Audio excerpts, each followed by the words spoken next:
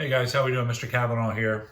And I want to go over some notes before I post them online regarding Congress. That's what we're getting into now. Article 1 of the Constitution on the legislative branch. So I want to go through my notes that I have for you before I post them to your classroom page.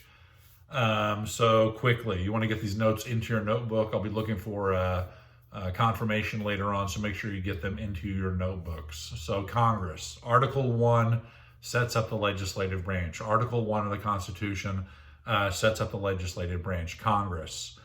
The primary duty, which a lot of people miss this question, this question was on a set of earlier notes looking at Article 1, but the primary duty of the legislative branch of Congress really is to translate public will into public policy. Public will, what the people want, into public policy. Hence, bill to law. That is the primary duty of the legislative branch. Make sure you have that down. Article 1, Congress sets up a bicameral legislature, 2 houses. There are 2 houses, bicameral legislature in our Congress. Really, the reason being at the end of the day is for checks and balances. Checks and balances.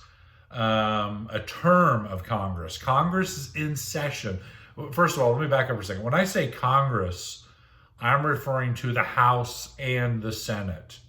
House and the Senate. If I say Congress did this, I'm referring to the House and the Senate. Sometimes you have to be a little more specific, like saying, hey, the House did this, or the Senate did this.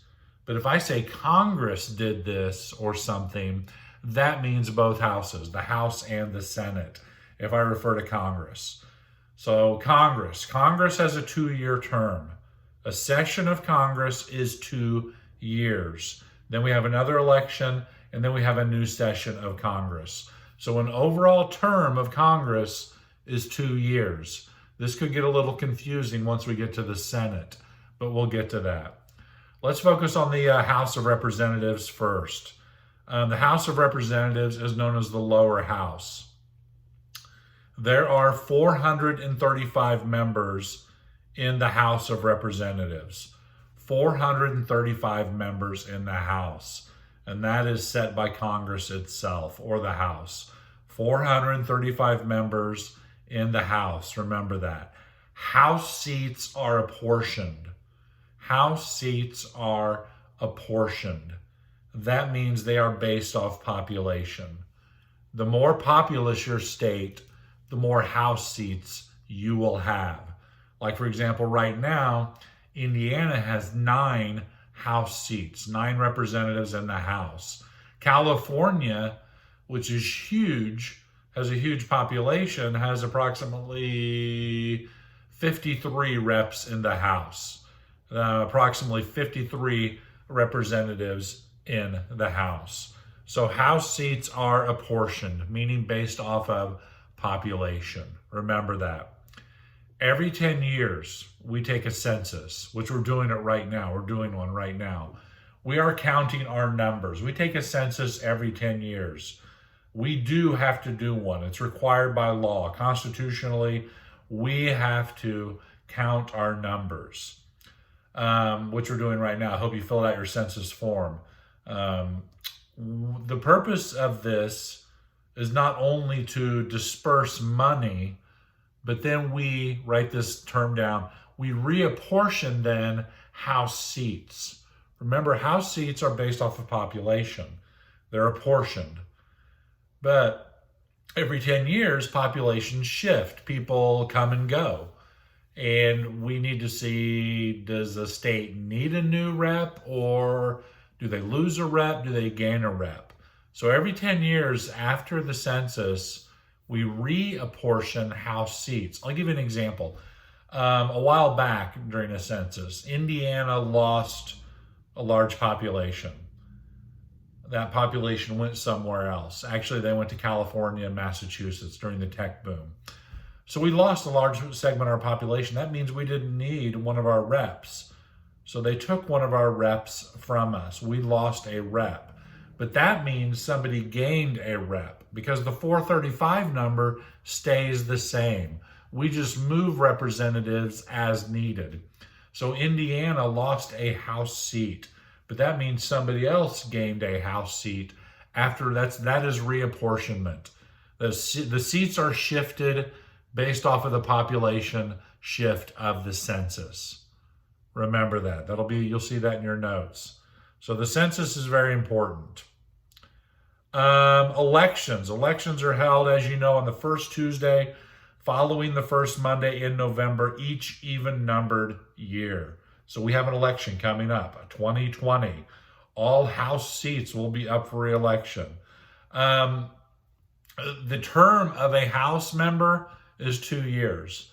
So all 435 members, their term is 2 years. So every 2 years, every House member has to seek re-election.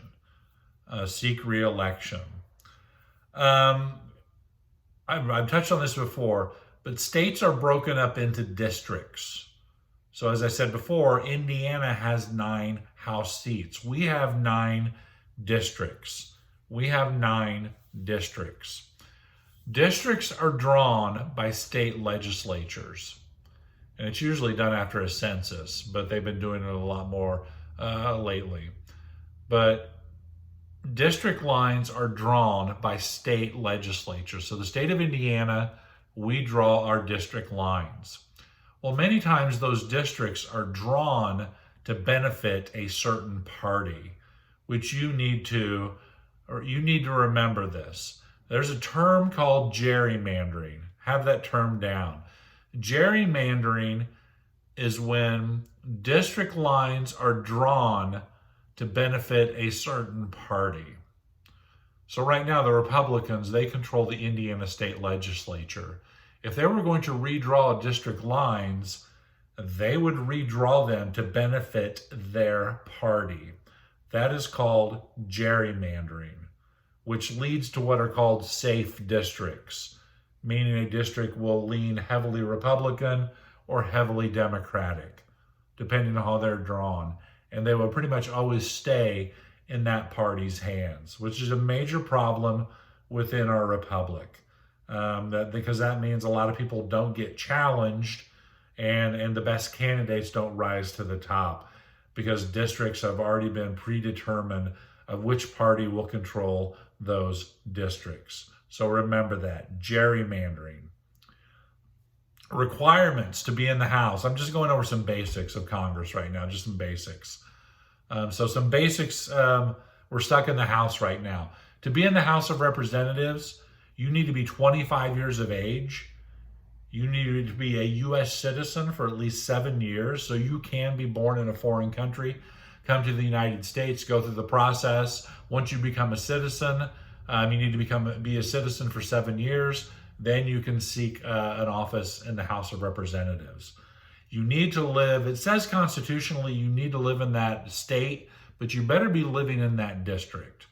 So those are the only 3 requirements, which you'll see when I submit my notes to your classroom feed. Those are the only 3 requirements to be in the House of Representatives. That's it. You don't even have to have a high school diploma. That's it. To be in the House, that's all you have to have. So quickly, some key points from the House of Representatives. The House is known as the lower house. There are 435 members. House seats are apportioned, meaning based off of population. Then we take a census every 10 years, and then we reapportion the seats. We move them around. A term, the overall term of Congress is 2 years. A term of a congressman is 2 years. It corresponds with the overall term of Congress. Elections, first Tuesday following the first Monday in November, each even-numbered year. We have one coming up, 2020. Your representative will be on the ballot. My representative for my district is Andre Carson. He is up for re-election, as well as all the other members of the House are up for re-election. Remember gerrymandering, and remember the requirements. Continuing on the basics. Let's go to the Senate, United States Senate. The Senate is known as the upper house of Congress. There are 100 senators, 2 per state, 100 senators total. Remember back to the Connecticut Compromise. aka the Great Compromise. Each state will receive 2 senators no matter their population. So Indiana, 2 senators. North Dakota, where 10 people live, 2 of those people are senators. California, where you have a gazillion people live, they have 2 senators, which is a unique question in itself. Is the Senate Democratic? But we're not going to be talking about that today. So 100 senators. You need to remember this as well. How were senators originally selected? Senators were originally selected by their state legislatures.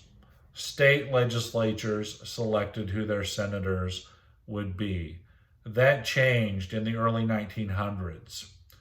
People got tired of state legislatures picking individuals who were unqualified or who would only go to Washington and do the work of some corrupt political machine. So a group of individuals known as the Progressives, they were able to push through the 17th Amendment to the Constitution, which now leads to you selecting who your senators will be. So remember that. Here's a question for you. How were senators originally selected? They were originally selected by state legislatures. How are they selected now? They're selected now by you. You get to vote on them, thanks to the 17th Amendment to the Constitution. Remember that. Senators. This gets a little tricky right here, so wrap your brains around this. This goes a little tricky, so gather yourselves.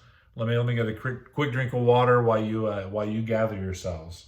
Wow, what a beautiful day out.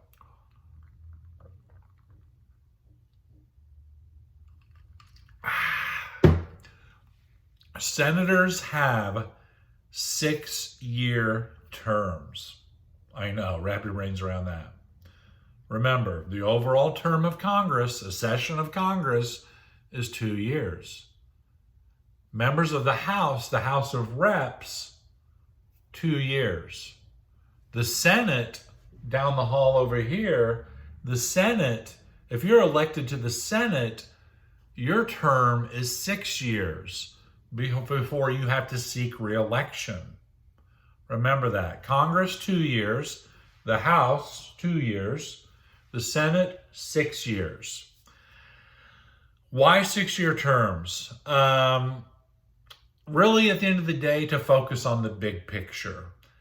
The framers didn't want these guys and gals always having to focus on re-election, which you do in the House. Senators have to deal with state issues, and they focus a lot on foreign policy issues. And they didn't want them bogged down in focusing on being re-elected every 2 years. So really, why do senators have 6-year terms? To focus on big picture ideas. Remember that. So, term of Congress, 2 years. Term of the House, like Andre Carson, 2 years. Term for a senator, 6 years. Remember that. Requirements to be a senator. You need to be 30 years of age.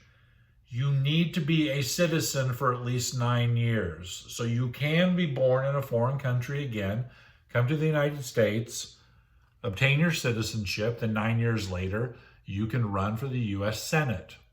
And you must be a resident of that state. Those are the only 3 requirements constitutionally to be a senator. Going back to the terms, that's why every House member wants to be a senator, so they don't have to focus on re-election all the time. 2 years in the House, that's a night and day in a political world. They focus on re-election continuously. So back to the Senate, those are the basic requirements to be in the Senate. So these are just some of the basic informations to be in the House and to be in the Senate, which you've read about in your reading, and you'll see as I put the notes on your classroom feed. So this is some of the basics of Congress. Next time we'll look at the congressional makeup, who the leaders are of Congress. I hope everybody's doing well. If you have any questions or comments, make sure you get back to me. Kavanaugh out.